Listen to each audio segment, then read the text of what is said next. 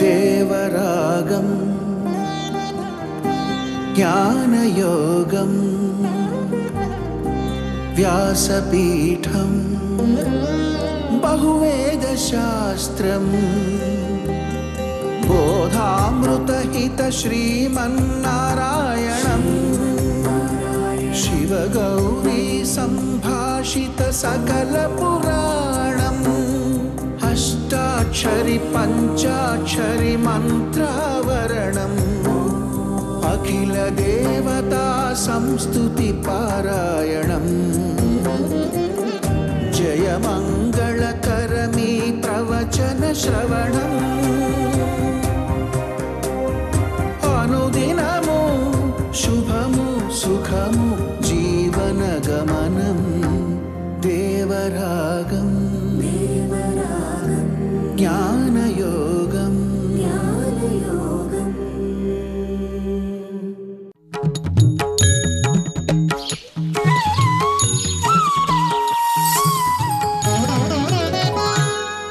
ఆపదామపహర్తారం దాతారం సర్వసంపదాం లోకాభిరామం శ్రీరామం భూయో భూయో నమామ్యహం.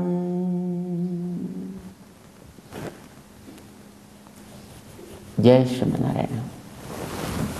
ప్రియ భగవద్బంధువులారా, ప్రకృతిలో ప్రతి వస్తువులోనూ ఒక రకమైన పరిణామాన్ని మనం చూస్తున్నాం. జ్ఞానంలో కూడా ఒక రకమైన పరిణామం వ్యక్తుల్లో మనం చూస్తున్నాం. చెట్టు ఒక గింజను వేస్తే చిన్న మొలక, కొంచెం పెద్ద మొక్క, ఆ తర్వాత చెట్టు, మహావృక్షం. ఒక పరిణామం, ఒక విస్తరించినటువంటి ఒక దశకి చేరడానికి ఒక రకమైనటువంటి ఒక క్రమస్థితి దాంట్లో మనం చూస్తున్నాం. అయితే పరిణామాన్ని గురించి చెప్పేటువంటి వాళ్ళు రకరకాలుగా ఉన్నారనుకోండి.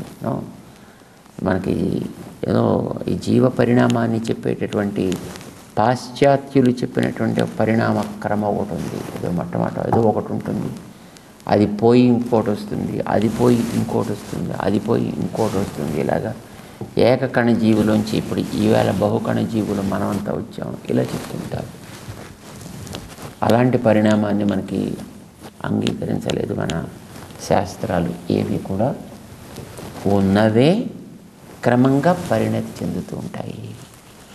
ఒకనాడు సూక్ష్మ దశలో ఉండేటటువంటిది క్రమంగా స్థూల దశని పొందుతుంది. ఏవి స్థూల దశలో ఉంటాయో అవి సూక్ష్మ దశలో కూడా ఉంటాయి. సూక్ష్మ దశలో ఉండే కాలం వేరు, స్థూల దశలోకి వచ్చే కాలం వేరు. కానీ అక్కడ ఉండేవేవో అవే ఇక్కడ కూడా ఉంటాయి. ఆకృతి వేరు, ఇక్కడ చిన్న ఆకృతి, అక్కడ పెద్ద ఆకృతి. అంచేత రెండు వేరు కాదయా. అటు గింజ, ఇటు దాంట్లోంచి వచ్చినటువంటి చెట్టు, ఇవి రెండు కూడా ఒకటే. కార్యము కార్యము, ఈ రెంటికి తేడా లేదు. కార్యకారణములకి అభేదము, కార్యకారణముల యొక్క అభేదమే సిద్ధాంతము. అంటే ఏది కార్యమో అదే కారణం కూడా, ఏది కారణమో అదే కార్యం కూడా. అంచేత నీకు నిజంగా కార్యాన్ని గురించి తెలిసినా కారణాన్ని గురించి తెలిసినా నీకు సర్వం తెలిసినట్లే. ఏక విజ్ఞానేన సర్వ విజ్ఞానం అనేది వేదాంత నిశ్చితమైనటువంటి ఒక తాత్పర్యము. సరే, పరిణతి చెందుతూ ఉంటుంది కారణంలోంచి కార్యం ఎప్పుడు కూడా, అందులోంచి మళ్ళీ కారణం వస్తూ ఉంటుంది. ఇది మనకి తెలియాలి. ఇది ప్రకృతిలో ఉండే ప్రతి వస్తువులోనూ మనం చూస్తుంటాం. వ్యక్తికి ఏర్పడాల్సినటువంటి జ్ఞాన పరిపాక దశ కూడా అదే క్రమంలో పరిణతి చెందాలి. జ్ఞానం ఉంటుంది, కానీ అది ఒక పద్ధతిలో ఏర్పడాలి. ఈ ఏర్పడడానికి 2వ అధ్యాయంలో భగవద్గీతలో 4 దశలు చెప్పాడండి ఆయన. దాని పేరు స్థితప్రజ్ఞ దశ. అందులో మొట్టమొదట మనం చేసే ప్రయత్నం చేసే దశ. రెండవది ఆ ప్రయత్నం చేసే దశలోంచి వెనక్కి తిప్పే దశ. వెనక్కి తిరిగిన తర్వాత మూలం వైపు సాగే దశ. మూలంలో చేరిన దశ. అంటే ఇది ఆత్మ, ఇది మనస్సు ఇంద్రియాలతో ఉంది. 5 ఇంద్రియాలతోటి ప్రవర్తిస్తోంది, వీటితోనే చేరి ఉంది. కానీ నిజానికి మనస్సు ఇక్కడ ఉంది. ఇది వీటితోటి చేరుతూ ఉండడం వల్ల తన వెనకే మనస్సు ఉన్నప్పటికీ కూడా దీన్ని తెలుసుకోవడానికి కుదరలేదు. వీటి వల్ల కలిగేటువంటి ఆనందాలన్నీ కలుగుతున్నమాట అది వాస్తవం.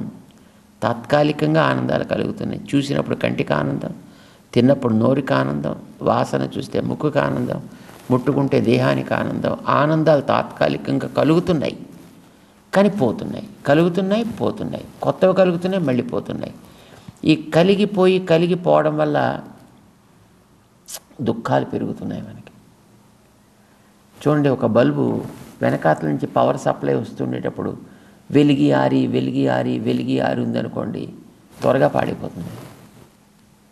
స్టేబుల్గా ఉంటే అది కొంతకాలం ఉంటుంది. అది పవర్ వస్తూ పోతూ ఉండడం వల్ల అది జస్ట్ వెలిగి ఆరి జస్ట్ బ్లింక్ అవుతుంది అనుకోండి, ఇది కొంతసేపటికి అది కాస్త టక్మని ఫెయిల్ అయిపోతుంది, అది పగిలిపోతుంది. మనకి కూడా, మనకంటే జీవులకు కూడా ఈ మనస్సు బయటికి తిరిగి ఉండడం చేత కలిగేటటువంటి ఆ ఆనందం ఏదో అది వచ్చిపోతూ ఉండడం చేత కలిగే అనుభూతి ఇప్పుడు కూడా దుఃఖాన్ని ఇస్తుంది. కలిగినప్పుడు ఆనందం, పోగానే దుఃఖం, కలిగినప్పుడు ఆనందం, మళ్ళీ దుఃఖం, పోయింది అనగానే దుఃఖం, వచ్చింది అనగానే ఆనందం. ఇలాంటి స్థితి ఏర్పడుతుంది. దానివల్ల మానవుడికి, ముఖ్యంగా మిగతా ప్రాణులకి పెద్ద అది పట్టింపే ఉండదు, వాడికి తెలియదు కనుక. కానీ అది తెలుసుకోగలిగే యోగ్యత, ఒక పరిపాక దశ మానవుడికి ఉంది కనుక మానవుడికి ఎప్పుడైతే వచ్చిపోవడం అనేది జరుగుతూ ఉంటుందో దానివల్ల వాడికి నిజమైనటువంటి అనుభూతి ఉండదు. చూడండి, వాడు పడుకుని నిద్రపోయిన తర్వాత తెల్లవారిదాకా పీస్ఫుల్ స్లీప్ ఉందనుకోండి, వాడికి హాయిగా ఉంటుంది పొద్దున లేవగానే. కానీ వీడికి అలా పీస్ఫుల్గా లేకుండా మధ్యలో కళలతోటి డిస్టర్బెన్సు, కాసేపు కళ వచ్చి డిస్టర్బెన్స్, మళ్ళీ కాసేపు సుఖ నిద్ర, మళ్ళీ కాసేపు కళ, మళ్ళీ సుఖ నిద్ర. లేదా ఒక్కొక్కసారి ఆరోగ్యం బాగాలేని వాడికి ఏదో గబుకుని లేచి ఏదో వాడు కాల్స్ ఆఫ్ ది నేచర్కి వెళ్ళాల్సి వచ్చిందనుకోండి, నిద్ర డిస్టర్బ్డ్, మళ్ళీ వచ్చి పడుకున్నాడు, మళ్ళీ లేవాల్సి వచ్చిందనుకోండి, మళ్ళీ లేచాడు, మళ్ళీ పడుకుని మళ్ళీ లేవాల్సి వచ్చిందనుకోండి. పాపం వీడు 10 గంటలు పడుకున్నా వాడికి సుఖమైనటువంటి నిద్ర ఉండదు కదా, ఇది మనకి తెలుసు జనరల్గా. అట్లాగా ఈ జీవుడికి తన జీవితంలో ఈ ఇంద్రియాలు పొందేటటువంటి అనుభూతులు తాత్కాలికాలు కావడం వల్ల 2 రకాల కారణం దానికి. ఒకటి, వీటికి ఉండేటటువంటి శక్తి పరిమితం, వస్తువులకు ఉండేటటువంటి లక్షణం కూడా మార్పు చెందడం అనేది. వాటికి ఉండేటువంటి ప్రకృతికి ఉండే సహజమైనటువంటి ధర్మాలు, సత్వరాజ్య తమస్సులు అనేవి దానికి సహజంగా ఉంటాయి. అది ఎప్పుడు కూడా నదిలో నీటి ప్రవాహంలాగా అవి ఎప్పుడు కూడా ఒక్కొక్కసారి ఒక్కొక్క గుణం అలా పైకి కిందకి సాగుతూనే ఉంటాయి. సృష్టి అని దానికే పేరు. అది కనుక ఎప్పుడు ఒకే రకమైనటువంటి ప్యారలల్ లైన్స్లో వచ్చేసాయంటే అది ప్రళయం అని అంటారు. సృష్టి జరుగుతోంది, వాటంతట అవి ఒకటి తగ్గుతున్నాయి, ఒకటి పెరుగుతున్నాయి, పెరుగుతున్నాయి, వస్తున్నాయి, పోతున్నాయి. ఇది కాన్స్టెంట్గా జరుగుతూ ఉండడం చేత వెనకాతల వీటికి కావలసినటువంటి శక్తినిచ్చే ఈ ఆత్మగారికి సుఖం లేకుండా పోయింది. ఎందుకంటే ఇవన్నీ తాత్కాలికంగా వస్తూనే పోతున్నాయి. సో సుఖాన్ని వీడు ఆత్యంతిక సుఖాన్ని పొందాలి అనేది వీడి కోరిక. అంటే అది ఒకసారి వస్తే ఎప్పటికీ పోకూడదు. ఇది ఎలా దొరుకుతుంది ఏమిటి? తాత్కాలికంగా అనుభవించేటువంటి వాటిని చూడకుండా కాస్త వాటి నుంచి మట్టడు వెనక్కి లాగాలి. ఎందుకంటే వెనకాతల తాను నిత్యము ఆనందాన్ని ఇచ్చేది ఒకటి ఉంది, కానీ పాపం ఈ వాటి తిరగడానికి అవకాశం లేకుండా పోయింది. అందుచేత నీకు మొట్టమొదట ఫస్ట్ దశలో నీకు చెప్పాలి ఏమని, ఏమోయ్ నీకంటూ శాశ్వతమైన సుఖాన్ని ఇచ్చేది ఒకటి ఉంది సుమా, be with it, get it, enjoy with it, ఇది చెప్పాలి దానికి. అయితే అది దానికి మనసుకి పట్టిన ఇక్కడ ఇది లభిస్తుంది కదా, దీన్ని ఎలా వదిలేస్తాం అని అనిపిస్తుంది. వదిలితే ఇవిడానికి ఆటోమేటిక్గా తిరగలుగుతాడు, కానీ ఎలా వదులుతాం? చూడండి, చీకట్లో ఒకడెవడు పైనుంచి కింద పడ్డాడు అనుకోండి, ఒక తాడు అందింది వాడికి, పట్టుకున్నాడు, వేళ్లాడుతున్నాడు. వాడు ఎక్కడికి వేళ్లాడుతున్నాడో తెలియదు, కింద లోతు ఎంత ఉందో తెలియదు. హా దేవుడా కాపాడు, నేను ఇంత భక్తుడిని, నన్ను చూడవేమిటయా, కాపాడు, అయ్యో నేను ఇక్కడ వేళ్లాడుతున్నా, నన్ను రక్షించు రక్షించు అడిగాటాను. ఇంతలో వాడికి అదృష్టం కొద్ది దేవుడు వాయిస్ వినిపించింది, తాడు వదిలేయి అన్నట్టు. అంటే తాడు వదిలేమంటాడు. నేను కింద పడకుండా మధ్యలో కూడా తాడు పట్టుకుంటే యాక్చువల్లీ ఆగాను, వచ్చి నన్ను పట్టుకుని జాగ్రత్త కిందకి దింపాలి తప్ప వదిలే తాడు అంటాడు ఏమిటి? వీడికి నమ్మకం కలగల, తాడు వదలటం లేదు, అలాగే పట్టుకున్నాడు. కాసేపటికి పాపం శక్తి క్షీణించుకుపోయింది. ఆ తర్వాత వాడు కింద దాకా వచ్చాడండి. కింద ఒక అడుగే దూరం ఉంది, నేల తాకడానికి ఒక అడుగు దూరమే ఉంది వీడికి. కనుక పాపం దేవుడు ఏం చెప్పాడు, తాడు వదిలేరా అన్నాడు. వాడు అయ్యో నేను తాడు వదిలేస్తే ఏమైపోతాను అనుకుంటాడు వాడు. పైన చెప్పిన వాడి మాట మీద వీడికి నమ్మకం లేకపోవడం చేత పాపం వాడు అలాగే కూర్చున్నాడు. అలాగే పట్టుకుని మన్నాడు పొద్దున్నకి వచ్చిన జనం అంతా చూసి అయ్యో పాపం ఇక్కడ దాకా పడ్డాడండి, కొంచెం కిందకు వచ్చేస్తే బాగుండేదండి అని అనిపించింది. వాడికి ఆ కాస్త అయితే నేల మీద దిగి ఉండేవాడు, వాడు హాయిగా ఉండేవాడు. వాడు అది లేకపోయింది వాడికి. ఇక్కడ మనం అనుభవిస్తున్నాం. ఈ చేయవలసిన పని ఏంటి? వీటి నుంచి కొంచెం వెనక్కిరా. అసలు నీకు ఏముందో నువ్వు తెలుసుకోవాలంటే మొదలు ఈ అనుభవాలు ఆపాలి కదా. ఇక్కడ నువ్వు తినేటటువంటి ఈ తిండి ఆగాలి కదా. కనుక మొట్టమొదటి దశ ఏమిటి? తిండి ఆపుట, నీ ఇంద్రియములను కొంచెం వెనక్కి లాగుట, ఇది మొదటి దశ అండి. ఆ తర్వాత ఏం చేయాలి? అట్నుంచి కొద్దిగా దీన్ని ఇలా వెనక్కి తిప్పుట.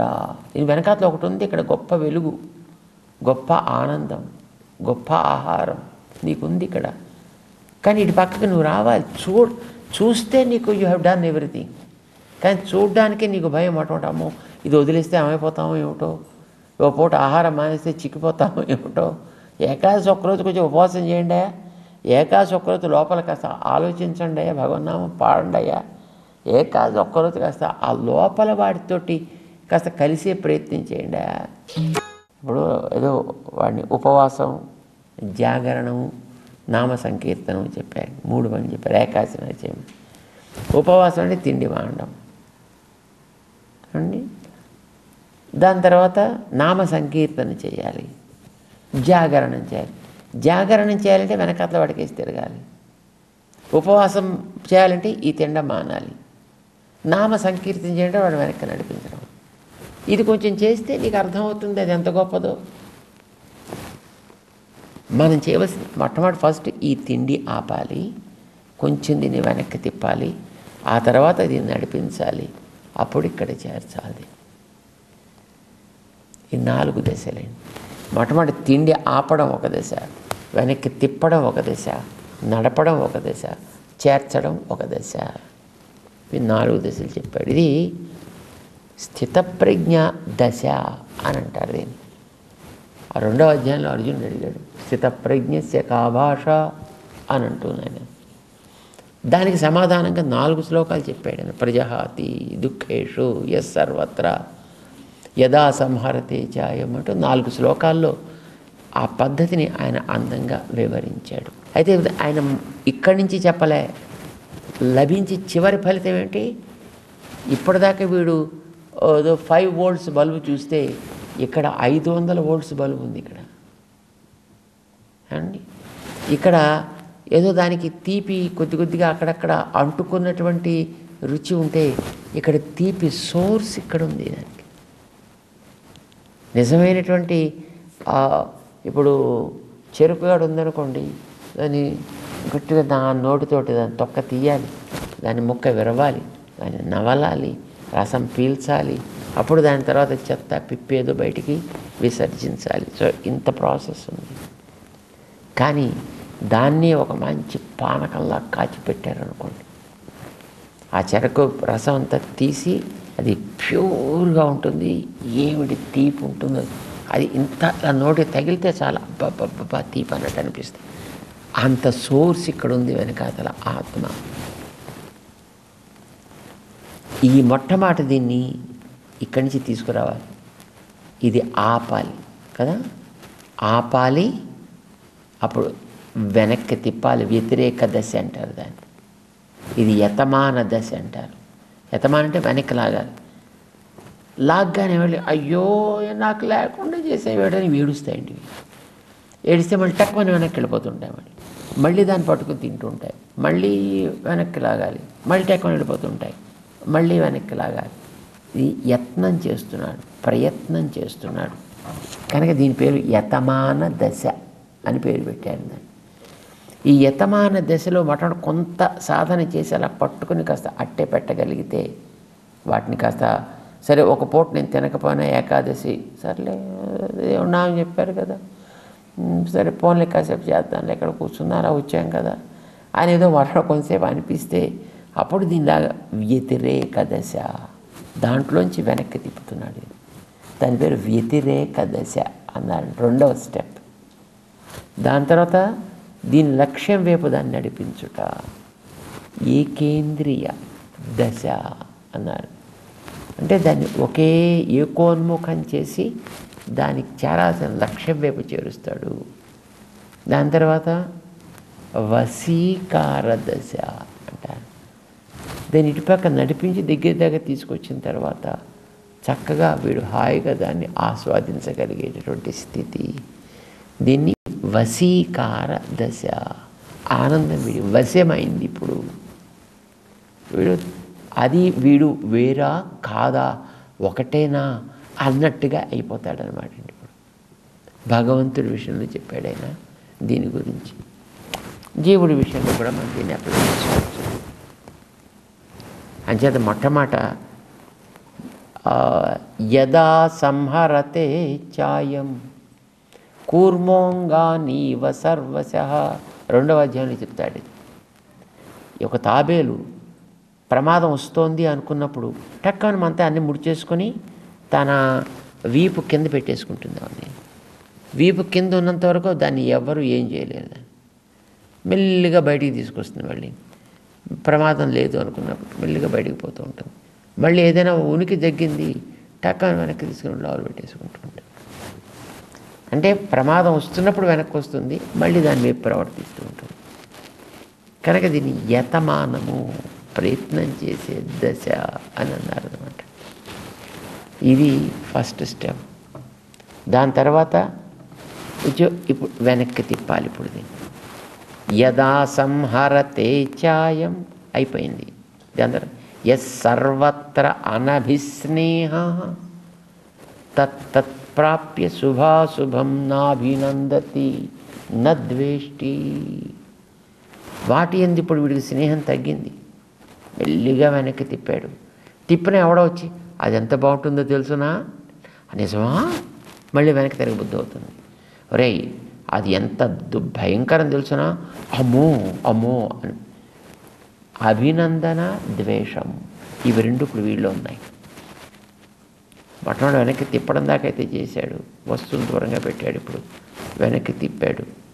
ఇప్పుడు వీడు ఈ వెనక్కి తిప్పిన తర్వాత కూడా మళ్ళీ ప్రశంసలు వస్తుంటాయి, లేదా ద్వేషాలు వస్తుంటాయి, తిట్లు వస్తుంటాయి. తిట్లు వస్తే అబ్బా అని ఏడబుద్ధి అవుతుంది. వాడేమైనా ప్రశంసలు వస్తే ఓహో ఆనందం అని అనిపిస్తుంది. నా అభినందతి నద్వేష్టి. తనకి ఇష్టమైంది చేస్తే అభినందించడం అంటే మళ్ళీ చెప్పడం అన్నమాట. వీడికి తగనేది ఇస్తే అభినందిస్తాడు. అబ్బా నా నుంచి ఆ కష్టాన్ని దూరం చేసేవరా అని అంటారు. ఇష్టమైంది ఇచ్చిన, కష్టమైంది తొలగించిన అభినందన. రెండవది నద్వేష్టి. తనకి ఇష్టమైంది ఎవడైనా దూరం చేస్తున్నాడంటే వాడిని ద్వేషిస్తాడు. కష్టమైంది ఎవడైనా వీడిని దూరం చేస్తున్నాడంటే వాడిని పొగుడుతాడు. లోకంలో ఉండేది కదండి. తనకి నష్టం వచ్చేది, తనకి కష్టం కలిగించేది తీసేస్తే వీడికి సుఖం. ఇది లేకుండా ఉండాలి. అభినందన, ద్వేషము ఏమైనా రానివ్వండి. ఒకరిని అభినందించద్దు, ఒకరిని ద్వేషించద్దు. అలా చేయకపోతే మళ్ళీ వాళ్ళు మన దగ్గరికి రారండి. That's okay. అనుకోగలిగే స్థితి అండి రెండవది. దీన్ని ఏమంటారు? దీన్ని వ్యతిరేక దశ. ఇప్పుడు ఈ వ్యతిరేక దశలోంచి దీన్ని ముందుకు నడిపించాలి. దీన్ని ఏమంటారు? దీన్ని ఏకేంద్రియ అవస్థ. దుఃఖేషు అనుద్విగ్నమనః సుఖేషు విగత స్పృహ వీతరాగ భయ క్రోధ అని వారి పేరు పెట్టాడు. అంటే ఇదివరకు వాడెవడో అభినందించినా లేదు ద్వేషించినా వీడు రెస్పాండ్ అయ్యేవాడు. ఇప్పుడు కాస్త వెనక్కి తిప్పి ముందుకు వచ్చిన తర్వాత వాడి అభినందనని వీడు వింటలేదు, వాడి ద్వేషాన్ని వీడు వినని దశకి చేరుతున్నాడు. ఇదివరకు అయితే వినేవాడు కనుక వీడి మనసులో కొత్త ఆడుతూ ఉండేది. అయితే పైకి మాత్రం వెనక్కి తిప్పేసుకున్నాడు కనుక మనస్సు ఎంత ఉద్రేకం చెందినా ఎస్ పర్వాలేదు అనుకునేవాడు. ఇప్పుడు వీడికి ఏమైంది? కొంచెం ప్రాక్టీస్ పెరిగింది.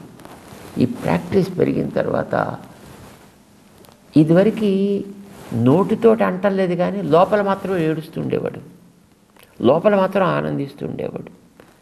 ఇప్పుడు ఆ లోపల కూడా వీడు ఆనందించడం మానేశాడు, దాని గురించి ఆలోచించడం మానేశాడు, దాంతోపాటు యాడ్ అవడం మానేశాడు. ఇది ఏకేంద్రియ దశ అంటారు. దానివైపు వెడుతున్నాడు. ఇప్పుడు ఇక వెళ్ళి చేరిపోయిన తర్వాత ప్రజహాతి యదా కామ ఆత్మన్యేవ ఆత్మనా తుష్ట. ఇంకా వాడికి ఆత్మ తప్ప వేరొకటి ఏది వాడికి అవసరమే కాదు, వాడికి ఇంకోటి ఏది వాడికి అక్కర్ని దాని గురించి ప్రస్తావన లేదు, పట్టించుకోవడం కూడా లేదు. అదే ఆనందమా మరొకట నో. ఆత్మన్యేవ ఆత్మనా తుష్ట. ఇప్పుడు వీడికి ఏమిటి? దీనిలో పెర్ఫెక్షన్ ఏర్పడింది. ఒకడు దేన్నో పొగుడుతున్నాడు, వీడు పట్టింది. ఒకడు నిందిస్తున్నాడు, వీడికి అక్కర్లేదు. ఈ రెండింటిని కూడా వీడు కేర్ చేసే స్థితిలో ఉండడం దశ ఏదో అది పరిపాక దశ అని పేరు పెట్టారు. దానికి వశీకార దశ అని అన్నాడు దాన్ని. ఇది ఎలా ఉంటుంది? ఇది ఇప్పుడు ఇది దర్శన దశ. ఇది ఇంతవరకు మనకి చెప్పిందంతా చెప్పింది, వినికిడి వల్ల తెలిసింది. ఇప్పుడు దాన్ని చూపించే ప్రయత్నం చేస్తున్నాడు శ్రీకృష్ణుడు. ఇప్పుడు మంచి సినిమా వచ్చిందనుకోండి, మన పక్కింటి వాళ్ళు వెళ్ళి చూసి వచ్చారనుకోండి, వాళ్ళు నీకు స్టోరీ చెప్పారనుకోండి, నీకేమనిపిస్తుంది? తెలిసిపోయింది కదా స్టోరీ, ఇంతే కదా, ఇలా సాగిందిట, ఈ హీరో విలన్ హీరోయిన్ దాంట్లో సైడ్ యాక్టర్స్ ఇలా చేశారట అంటే తృప్తి అవుతుందా? నీలో ఇప్పుడు జిజ్ఞాస పెరుగుతుంది, నేను వెళ్ళి చూడాలి కదా అని అనిపిస్తుంది. దానివల్ల మళ్ళీ నువ్వు ఏదో టికెట్ కొనుక్కొని మళ్ళీ నువ్వు కూడా పోతావు, నువ్వు కూడా చూస్తావు. ఒకటి చెబితే విన్నావు, కానీ నిజంగా చూస్తే కలిగే ఆనందం వేరే కదండి. అలాగే ఆత్మ ఆనందం అనేటటువంటిది కూడా వినికిడి దశ ఒకటి, దాన్ని నేరుగా అనుభవించే దశ ఒకటి. వినికిడి దశ ఎట్లా ఉందో మనకి ఇంతవరకు చెప్పాడు 6వ అధ్యాయంలో 28వ శ్లోకం దాకా. ఇక పైన దర్శించే దశ ఈ 4 రకాలుగా ఎట్లా పరిపాకం చెందుతుంది. చెట్టుకి పూసినటువంటి ఒక చిన్న పూత, చిన్న కాయ, కొంచెం పెద్దది మంచి పండుగ ఎట్లా మారుతుందో జ్ఞానంలో కూడా వీడికి కలిగే దర్శన దశలలో 4 దశలు ఎట్లా ఉంటాయి అనేదాన్ని శ్రీకృష్ణుడు అర్జునుడికి వివరిస్తూ, ఇది నీకు చేయాల్సినటువంటి పని అయ్యా, దీన్ని నువ్వు సాధించాల్సింది. ఇది నువ్వు సాధించినట్లయితే నువ్వు ఏం చేస్తున్నా దానివల్ల నీలో వికారం చెందడం అనేటువంటి ఉండదు. అప్పుడు నువ్వు చేసేటువంటి యుద్ధం కూడా నీకు ఏ రకంగానూ దుఃఖాన్ని కలిగించదు. ఓ అంతా నేనే విజయం సాధించాను అనేటువంటి గర్వము నీలో కలగనివ్వదు. అయితే అంతవరకు సాధన అయితే చేయాలి. మనం గతంలో చెప్పుకున్నాం, మధ్యలో నిరాశ అయితే కుదరదు. నిస్పృహ అయితే కుదరదు. అయ్యో ఇంతకాలం చేశాను కదండి, ఇంకా ఎంతకాలం చేయాలండి అనేటువంటి ప్రశ్న రాదు. అయ్యో ఫెయిల్ అయిపోయానండి, ఇప్పటిదాకా 10 సార్లు చేశాను, 10 సార్లు ఫెయిల్ అయిపోయానండి, పర్వాలేదు 11వ సారి చేయి. నీలో నిష్ఠ కనుక ఏర్పడితే ఎన్నిసార్లు చేసినా, ఎన్ని రకాలుగా చేసినా నీకు దానివల్ల దుఃఖం, దిగులు అని దిగులు కలగకుండుట పని చేసేటప్పుడు సాధన నీకు చక్కటి ఫలితాలని ఇచ్చేటంత వరకు కూడా, ఇచ్చిన తర్వాత కూడా మనం ఇది వదిలేది కాదు. ఇది నిరంతరం ఆస్వాదిస్తూ ఉండేటటువంటిది. సో ఇది ఎలా జరుగుతుంది అనేటటువంటిది చెబుతూ అతని చేత కర్తవ్యాన్ని పాలింపచేస్తూ యుద్ధాన్ని చేయించాలి. తద్వారా మనందరికీ జీవితంలో ఏర్పడ్డ బాధ్యతలు మనమే నెరవేర్చుకునేటట్లు చెయ్యాలి తప్ప బాధ్యతల నుంచి తప్పించుకుపోవడం అనేటటువంటి బుద్ధిమంతుడు చేయాల్సిన పని కాదయా, పని చెయ్యి అని చెప్పడానికి ఆ దశలని, ప్రత్యక్షంగా ఉండేటువంటి దశలని 4 శ్లోకాల్లో 4 దశలు అద్భుతంగా శ్రీకృష్ణుడు అర్జునుడికి ఉపదేశం చేస్తున్నాడు. 6వ అధ్యాయంలో తెలుసుకుందాం. జై శ్రీమన్నారాయణ.